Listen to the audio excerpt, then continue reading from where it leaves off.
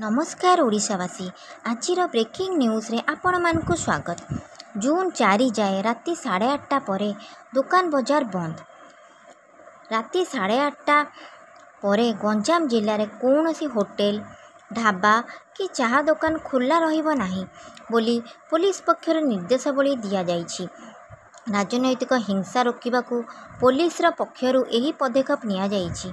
गंजाम जिले में 2टी पर्यायर निर्वाचन सरी मतदान पूर्वरु और परे विभिन्न स्थान रे राजनैतिक हिंसा उग्र रूप नहीं।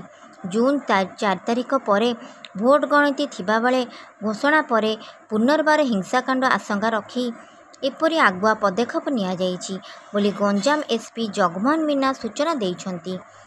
आगुकू नहीं आसबे आपण मानक पई किछि नुआ नुआ खबर। सतर्क रुहंतु, सुस्थ रुहंतु। नमस्कार ओडिशावासी।